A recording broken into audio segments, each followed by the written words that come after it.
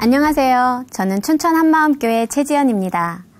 저는 오랜 세월 신앙생활을 하면서도 예수님을 믿지 못해 자기 연민과 원망으로 인생을 허비하며 사는 사람이었습니다. 그런 제가 부활하신 예수님을 나의 주인으로 영접하고 저는 죄로부터 자유한 자가 되었습니다. 그리고 예수님 한 분만으로 만족하며 사는 사람이 되었어요. 이 시간 부활하신 예수님을 만나 새로운 인생을 살게 된 저의 이야기를 하려고 합니다. 갓 시집올 무렵 세상 물정도 모르는 26살의 저에게 70세 시어머님은 너무 어려운 존재였어요. 한 번은 친정 부모님이 이사를 하시는데 남편이 이삿짐을 날라주었다는 것을 알게 되신 시어머님은 내 아들을 머슴 부려먹듯 부려먹으려고 시집왔노 하시며 노발대발 하셨습니다. 저는 그런 시어머님이 너무 야속하더라고요.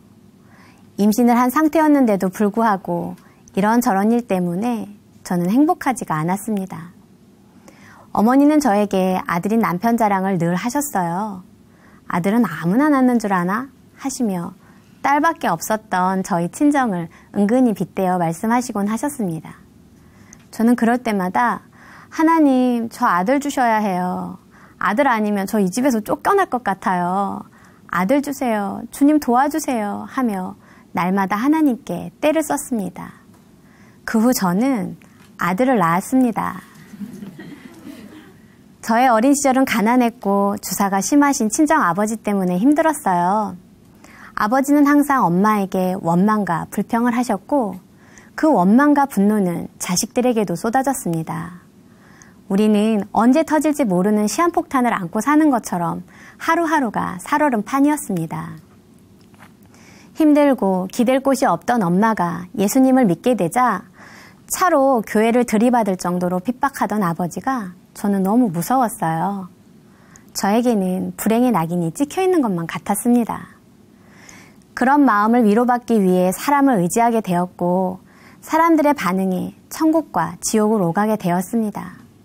상대방이 나를 대하는 표정이 굳어지면 내가 뭘 잘못했나 하고 불안해하였고 짜증 섞인 말투나 말이 거칠어지면 그것이 나 때문인 것 같아 주눅이 들어 많이 속상해하고 괴로워했어요.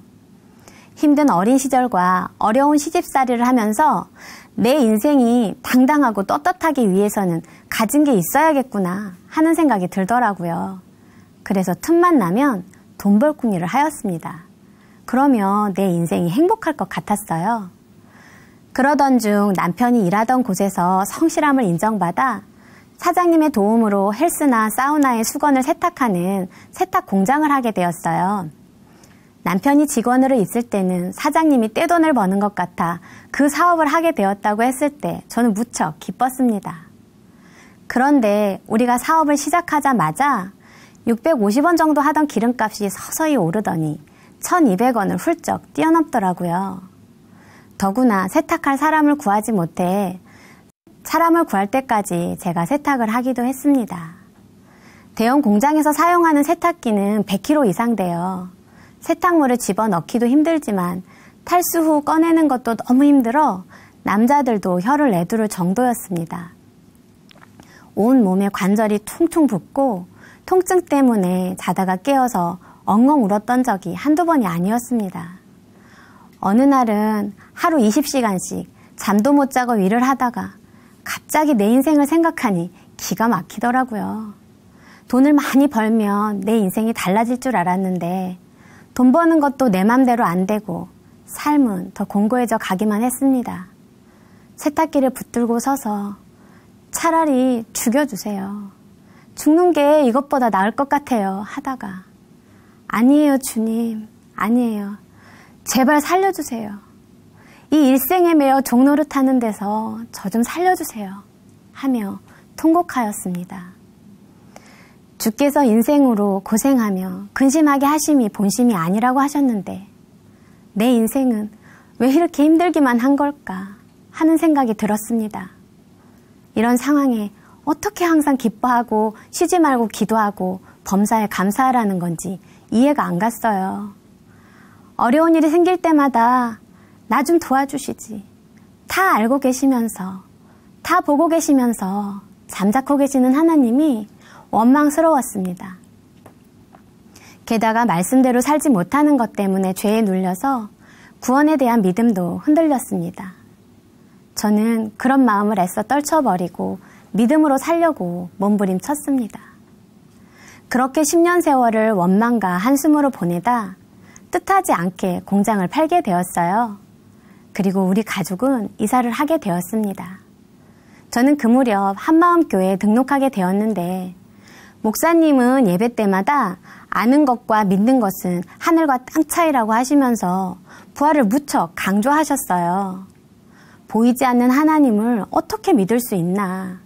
그래서 하나님께서 우리에게 믿을 만한 확실한 증거를 주셨는데 그게 바로 부활이다 하셨습니다. 예수님이 부활하신 것을 통해 십자가에서 죽으신 분이 하나님인 것을 알 수 있고 그 피가 하나님의 피기 때문에 우리가 영원히 제사함을 받는다고 했어요.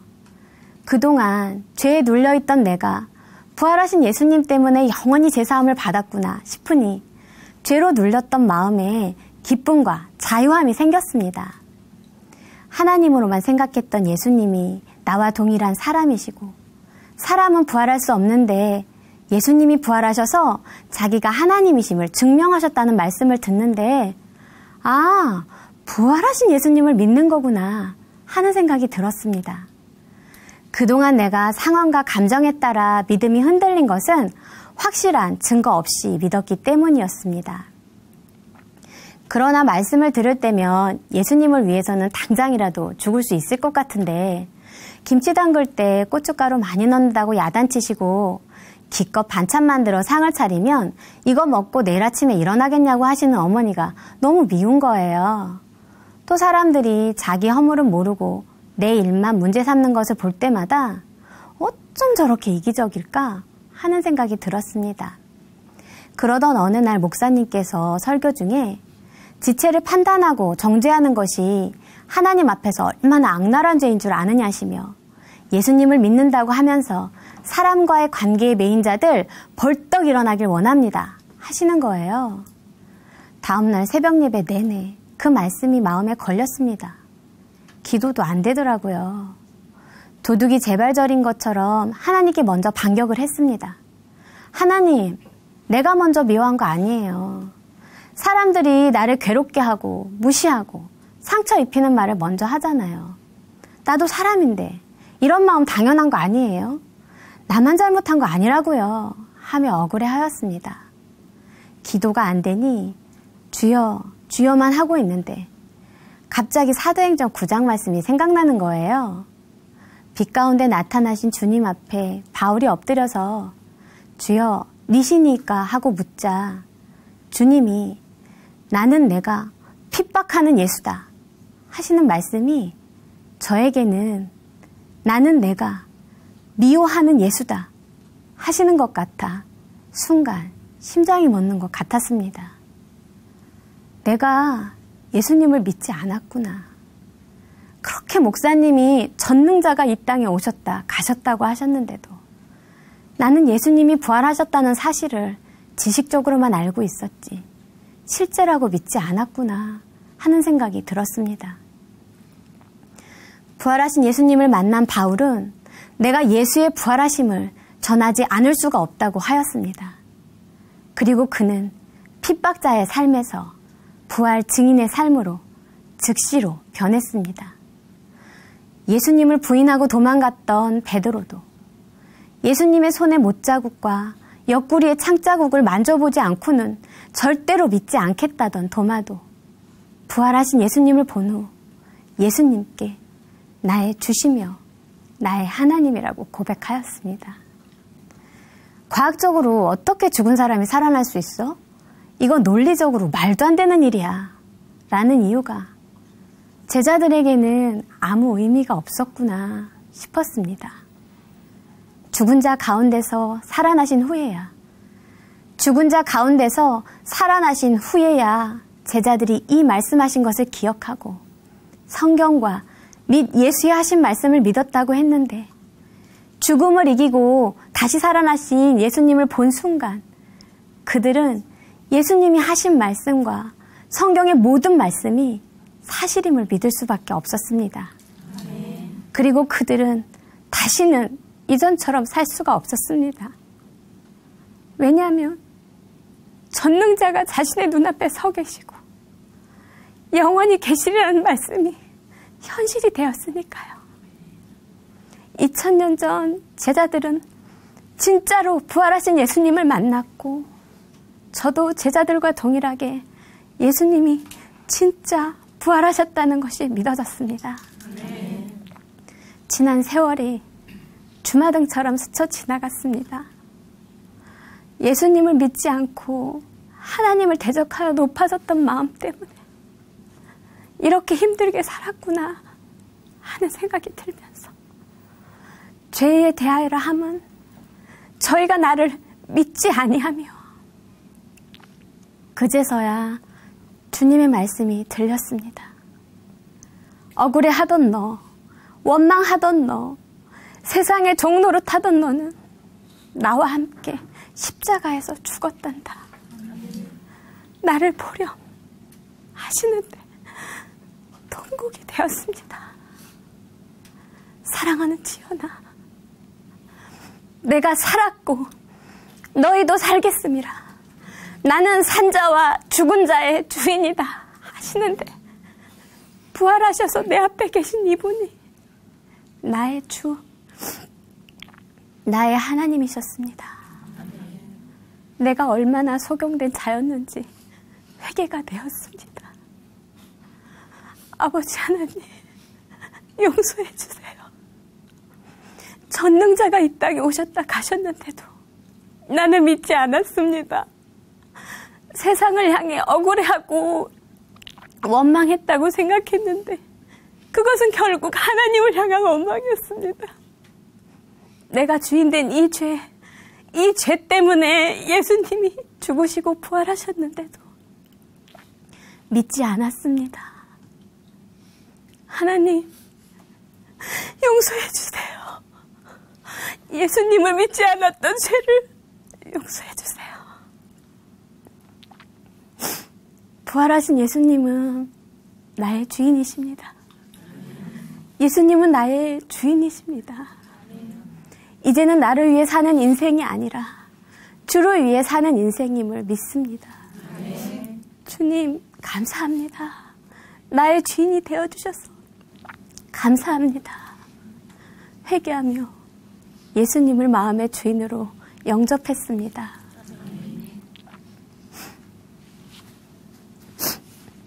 그 후부터는 마음이 평안하고 기쁘더라고요. 모든 일이 잘 풀릴 것만 같았습니다. 내 인생에도 축복의 서광이 비치는구나 싶었습니다. 그런데 얼마 지나지 않아 아들이 2주가 넘었는데도 설사가 멈추지 않고 급속히 체중도 빠지고 복통으로 무척 힘들어했습니다. 가까운 종합병원에서 검사를 해보니 난치성 희귀질환인 크론병이었어요.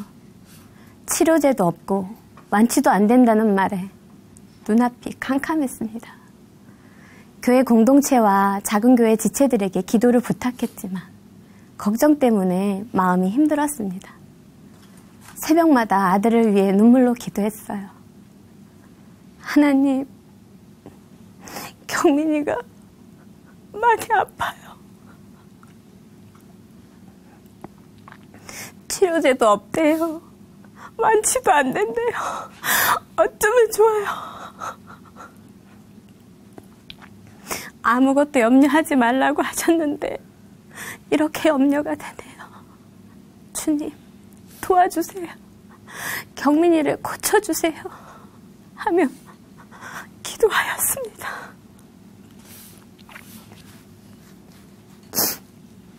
예수님을 마음의 주인으로 모셨는데도 현실이 보이니 걱정이 되었습니다. 통장의 잔고는 바닥이었고 남편은 실직 상태였어요. 또 시부모님을 모시는 일은 여전히 힘든 일이었습니다. 상황은 아무것도 변하지 않았습니다. 더구나 아들까지 아프니 하나님께 엎드리지 않을 수가 없었어요.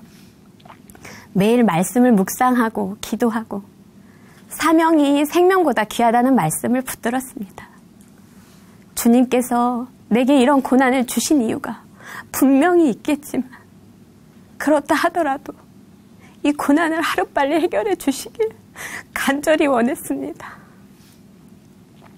그러던 어느 날 토요 찬양 예배 중 소개됐던 중국 교회의 찬양 영상을 보았어요.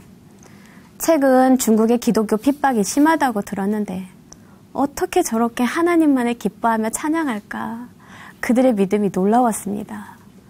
새벽에 기도하는 중에 성령께서 고난이 그들을 회개케 하고 간구하게 하고 말씀을 생명같이 붙들게 했단다. 저희가 평안하다, 안전하다 할 그때에 잉태된 여인에게 해상 고통이 이름과 같이 멸망이 호련히 저희에게 이르리니 결단코 피하지 못하리라고 하셨습니다.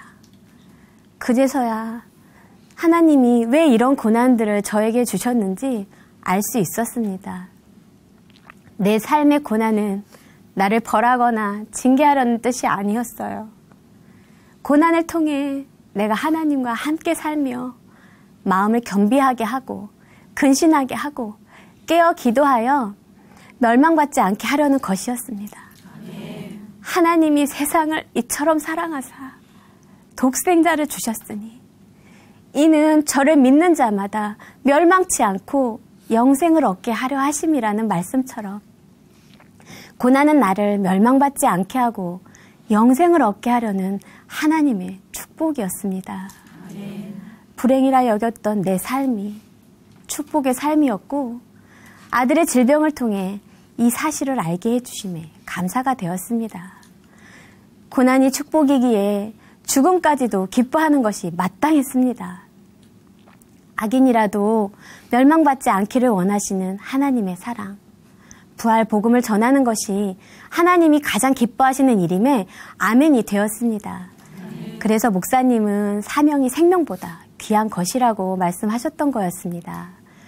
그 후 저는 시어머니에게 부활하신 예수님을 전했어요. 요한복음 1장 10절에서 12절 말씀을 읽어드리면서 이 세상을 만드신 예수님이 이 땅에 오셨는데 이분이 원래 이 땅의 주인이시고 어머니의 주인이셨다고, 예수님이 죽으시고 부활하셔서 자기가 주인인 것을 증명하셨다고 말씀드리면서 예수님이 죽기만 하셨다면 얼마 전 돌아가신 외숙모하고 똑같다고, 그런데 다시 살아나셨기 때문에 이분이 하나님인 거라고 말씀드렸더니 그동안 예수님이 주인이신지 몰랐는데 원래 주인이시니 믿어야겠다고 하시면서 직접 영접 기도도 하셨습니다. 전에는 절대로 어머니와는 천국에서 만날 일이 없어서 천국 가면 자유다! 라고 생각했었는데요. 지금은 시부모님을 천국에서 뵐 수 있다 생각하니 마음이 너무 기쁩니다. 예수님을 믿는다고 친정 엄마를 그렇게 핍박하던 아버지도 엄마의 믿음의 기도로 지금은 교회에 나가세요. 늘 기도로 살아오신 엄마가 고난 안에 있는 하나님의 사랑을 믿고 부활 증인의 삶을 사시길 기도하고 있습니다. 얼마 전 검사 결과에서 아들의 염증 수치가 최저치로 떨어졌다면서 이대로 잘 유지하면 되고 살은 좀 찌워야겠다고 의사 선생님이 말씀하셨어요. 2달 전만 해도 염증 수치가 너무 높았었거든요. 공동체가 함께 기도해 주셨기 때문입니다. 그러나 저는 이제 아들의 병세가 어떠하든지 마음이 요동치 않습니다. 나와 아들의 주인은 예수님이시기 때문입니다. 오랜 세월 신앙생활을 하면서도 예수님을 믿지 못해 자기 연민과 원망으로 인생을 허비하며 살던 제가 부활하신 예수님을 나의 주인으로 영접하고 저는 자유한 자가 되었습니다. 그리고 기쁨과 감사와 평강이 넘치는 최고의 인생을 살게 되었습니다. 예수님은 나의 주인이십니다. 저는 예수님 한 분만으로 만족합니다. 늘 주님을 배반했던 나를 찾아와 주신 나의 주, 나의 하나님, 정말 사랑합니다. 주님을 향해 전심으로 달려가는 주의 종이 되겠습니다. 감사합니다.